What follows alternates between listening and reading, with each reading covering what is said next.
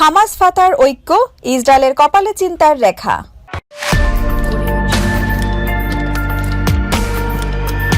আগামী বৃহস্পতিবার ফিলিস্তিনের অবরুদ্ধ গাজা উপত্যকায় ইসরায়েলি আগ্রাসনের 5 মাস পূর্ণ হবে। এই সময়ের মধ্যে 30,000-এর বেশি নিরপরাধ ফিলিস্তিনির প্রাণ গেছে। মার্কিন প্রতিরক্ষা মন্ত্রী জানিয়েছেন, এর মধ্যে 25,000-এর বেশি নারী ও শিশু। এই রিপোর্ট প্রকাশিত হওয়ার পরপরই ইসরায়েলি বাহিনী গাজায় সন্তানের ক্ষুধা মেটাতে ত্রাণের অপেক্ষায় থাকা সাধারণ মানুষের উপর নির্বিচারে গুলি চালিয়ে 112 জনকে হত্যা করে। কিন্তু গুলির ঘটনা বেমালুম চেপে যায় ইসরায়েল। দেশটি অন্য জায়গার ভিডিও সম্পাদন করে মিথ্যা তথ্য প্রচার করে। সেনাবাহিনী বলে, গাজাবাসী খাবার নিতে হুড়োহুড়ি করতে গিয়েই পদপিষ্ট হয়ে মারা গেছে। যদিও বিবিসি ভেরিফাই সেই তথ্য ভুল প্রমাণিত করেছে। ইসরায়েলের মিথ্যা দাবির মধ্যেই ফিলিস্তিনবাসীর জন্য হয়তো একটা সুখবর এসেছে। মস্কোতে একটি বৈঠকে কয়েক দশক ধরে শত্রুতার সম্পর্ক রাখা হামাস এবং ফাতাহ ঐক্যবদ্ধ হওয়ার ঘোষণা দিয়েছে। তাদের সঙ্গে অন্যান্য ইসলামী গোষ্ঠীও একসঙ্গে স্বাধীন ফিলিস্তিন রাষ্ট্র গঠনের ডাক দিয়েছে। এমন ঘোষণায় হয়তো ইসরায়েল এবং তার মিত্রদের কপালে চিন্তার ভাঁজ পড়তে পারে। তবে হামাস ফাতার ঐক্য বাস্তবায়িত হলে স্বাধীন ফিলিস্তিন রাষ্ট্রের স্বপ্নের বাস্তবায়ন অনেক দূর এগিয়ে যাবে বলে মনে করা হচ্ছে। নিজেদের মধ্যে বৈরিতা ভুলে গিয়ে ইসরায়েলের বিরুদ্ধে এক হওয়ার ঘোষণা দিল ফিলিস্তিনের প্রতিরোধ গোষ্ঠী হামাস ও ফাতাহ। চলমান যুদ্ধে কিভাবে ইসরায়েলকে মোকাবিলা করা যায় এবং যুদ্ধের পরে কর্মপরিকল্পনা কি হবে তা নিয়ে বিস্তর আলোচনা হয় মস্কোতে। শুক্রবার মস্কো থেকে এক বার্তায় ফিলিস্তিনি গোষ্ঠীগুলো জানায়, প্যালেস্টাইন লিবারেশন অর্গানাইজেশনের অধীনে আবারও একই ব্যানারের নিচে আসছে সবাই। সবগুলো পক্ষই এবার ফিলিস্তিনি রাষ্ট্র প্রতিষ্ঠার বিষয়ে একমত প্রকাশ করেছে। যদিও হামাস ও ইসলামিক জিহাদকে সন্ত্রাসী বাহিনী হিসেবে ঘোষণা করেছে যুক্তরাষ্ট্র ও তার মিত্র পশ্চিমা দেশগুলো, তবে পিএলওর সরকারকে আন্তর্জাতিকভাবে স্বীকৃতি দেয় তারা। এর আগেও হামাস ও পিএলওকে একসঙ্গে আনার নানা চেষ্টা ব্যাহত হয়েছে, তবে সর্বশেষ রাশিয়ার উদ্যোগে এই চেষ্টা সফল হলো। গত বছরের 30 জুলাই উদ্যোগ সফল করতে একটি কমিটি গঠন করা হয়েছিল। সাম্প্রতিক বছরগুলোতে ফাতাহ ও হামাস সহ ইসরায়েল ফিলিস্তিন সংঘাতের সবগুলো পক্ষের সঙ্গে সুসম্পর্ক বজায় রেখেছে রাশিয়া। ইসরায়েলের সঙ্গে রাশিয়ার সম্পর্ক এখন তলানিতে। গাজা উপত্যকায় দখলদার ইসরায়েলি বাহিনীর বিরুদ্ধে অনেকটা একাই লড়াই চালিয়েছে ফিলিস্তিনের স্বাধীনতাকামী সশস্ত্র গোষ্ঠী হামাস।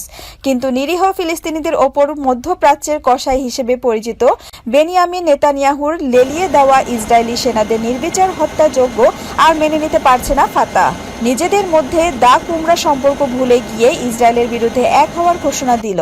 এর আগে ইসরায়েলি বাহিনীর আগ্রাসনের বিরুদ্ধে নিজেদের মধ্যকার যাবতীয় বিভেদ ভুলে সব ফিলিস্তিনিকে এক হওয়ার আহ্বান জানান রাশিয়ার পররাষ্ট্রমন্ত্রী সের্গেই ল্যাভার্ড। হামাস ফাতার বৈরিতা ফিলিস্তিনের প্রধান রাজনৈতিক দলগুলোর মধ্যে এই দ্বন্দ্ব চূড়ান্ত পর্যায়ে পৌঁছেছিল 2007 সালের জুন মাসে। সে সময় গাজা উপত্যকায় হামাস এবং ফাতার লড়াইয়ে বহু মানুষ হতাহত হয়েছিল। এই সশস্ত্র সংঘাত গাজার যুদ্ধ নামেও পরিচিত। এই লড়াই দুই প্রতিদ্বন্দ্বীর মধ্যে এত গভীর বৈরিতা সৃষ্টি করেছিল যে সেই সংঘাতের চিহ্ন আজও বয়ে বেড়াতে হচ্ছে। 2006 সালে ফিলিস্তিনের পার্লামেন্ট নির্বাচনে ফাতাহ হেরে যাওয়ার পর এবং হামাস যোদ্ধারা গাজা নিয়ন্ত্রণ নেওয়ার পর এই সহিংসতা শুরু হয়। ওই সংঘাতের ফলে ফিলিস্তিনের যৌথ সরকারের বিলুপ্তি ঘটে এবং ফিলিস্তিনি ভূখণ্ডে শাসনভার ভাগ হয়ে যায়। ফিলিস্তিনের দুই অংশ, পশ্চিম তীর ফাতাহ আর গাজা হামাসের শাসনে চলে যায়। যুক্তরাষ্ট্রের জর্জ ওয়াশিংটন ইউনিভার্সিটির রাষ্ট্রবিজ্ঞান ও আন্তর্জাতিক বিষয়ক অধ্যাপক নাথান ব্রাউন বিবিসি মুন্ডোকে বলেছেন, হামাস এবং ফাতাহর মধ্যে 2007 সালে সংঘাতে প্রচুর রক্তপাত হয়েছিল। তারপর থেকে তাদের মধ্যে তিক্ততা আরও তীব্র হয়। সেই মুহূর্ত থেকে ফিলিস্তিনি অঞ্চল এবং তাদের নেতারা ভিন্ন ভিন্ন পথ অনুসরণ করে। তবে তারও অনেক আগে থেকে দুই পক্ষের মধ্যে কোন্দল চলছিল বলে তিনি জানান। ব্যাপক চাপে ইসরায়েল। প্রায় 5 মাস ধরে ইসরায়েল নৃশংসভাবে ফিলিস্তিনের 30,000-এর বেশি নাগরিককে হত্যা করেছে। গত বছর একটি হাসপাতালে এবং গত সপ্তাহে একটি ত্রাণ কেন্দ্রে হামলা চালিয়ে ব্যাপক সমালোচনার মুখে পড়ে ইসরায়েল, যদিও তারা কোনোটি স্বীকার করেনি। এরপর ইসরায়েলের মিত্র দেশগুলো সমালোচনা শুরু করেছে। কেবল যুক্তরাষ্ট্র নিরাপত্তা পরিষদে বারবার ইসরায়েলের পক্ষে ভোট দিয়ে যাচ্ছে। এছাড়া চীন, রাশিয়া, ফ্রান্স ও ব্রিটেন সহ বাকি দেশগুলো বেশিরভাগ ক্ষেত্রে ফিলিস্তিনের পক্ষে ভোট দিচ্ছে। মিত্ররা ধীরে ধীরে সরে যাওয়ায় চাপে পড়েছে প্রধানমন্ত্রী নেতানিয়াহুর সরকার। এছাড়া দেশটির অভ্যন্তরেও প্রতিদিনই জিম্মিদের ফিরিয়ে আনার দাবিতে নেতানিয়াহুর বিরুদ্ধে বিক্ষোভ হচ্ছে।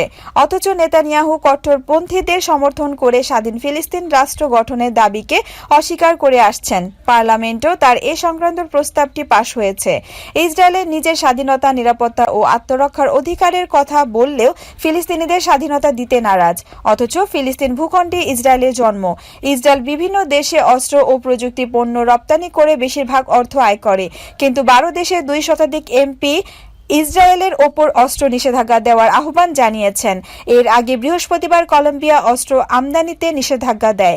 বিশ্লেষকরা বলছেন, হামাস এবং ফাতার মধ্যে ঐক্যের ঘোষণার বাস্তবায়ন হলে নেতানিয়াহুর গ্রেটার ইসরায়েল রাষ্ট্র প্রতিষ্ঠা গড়ার স্বপ্ন ভেঙে যাবে। উল্টো স্বাধীন ফিলিস্তিন রাষ্ট্রকে স্বীকৃতি দিতে হবে। যদিও হামাস এবং ফাতার মধ্যে এর আগেও কয়েকবার ঐক্যের চেষ্টা হয়েছে, কিন্তু শেষ পর্যন্ত সফল হয়নি। আর এটাই ফিলিস্তিনবাসীর দুঃখ।